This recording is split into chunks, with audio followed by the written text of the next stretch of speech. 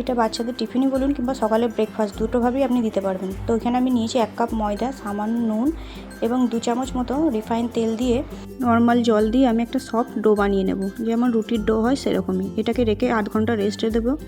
এরপরে আমি একটা ফ্রাইং প্যানে সাদা তেল দিয়ে কুচি করে চিকেন, পেঁয়াজ, আদা রসুনের পেস্ট, লাল লঙ্কার গুঁড়ো, কিছুটা oregano, chilli flakes, tomato sauce এবং কিছুটা গোলমরিচ দিয়ে একটা মশলা দিয়ে এইভাবে চিকেনটাকে আমি ভেজে নেব। এবার অন্যদিকে আমি কিছুটা মেয়োনিজ নিয়ে এর মধ্যে 1 চামচ মতো টমেটো কেচাপ আর কিছুটা চিলি ফ্লেক্স দিয়ে আমি এটাকে একটা সস বানিয়ে রেখে দেবো। এবার অন্যদিকে আমি একটা থেকে রুটির ডো নেবো, ওখান থেকে একটা করে রুটির আকারে আমি ওইটাকে বেলে নেব। পাতলা নর্মাল যেরকম আমরা রুটি করি সেরকম হিসেবেই বেলে নেব। অন্যদিকে আমি একটা তাওয়া গরম করতে রেখে দিয়েছিলাম, ওতে আমি এই রুটিটা হালকা করে সেঁকে নেব।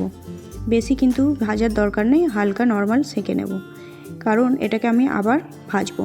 তো এইভাবে মাঝখান থেকে রুটিটার একটা চিল লাগিয়ে দেব।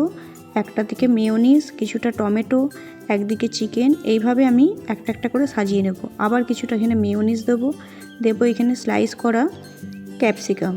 আপনারা আপনাদের পছন্দের মতো যদি কোনো ভেজিটেবল থাকে আপনারা দিতে পারেন। তো এইভাবে ক্যাপসিকাম দিলাম।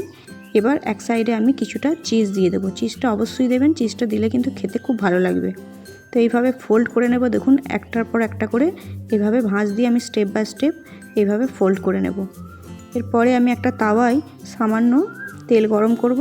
তেল গরম করে এটাকে আমি ভেজে নেব। গ্যাসের হিটটা কিন্তু একদম লোয়েতে রেখে দেবেন।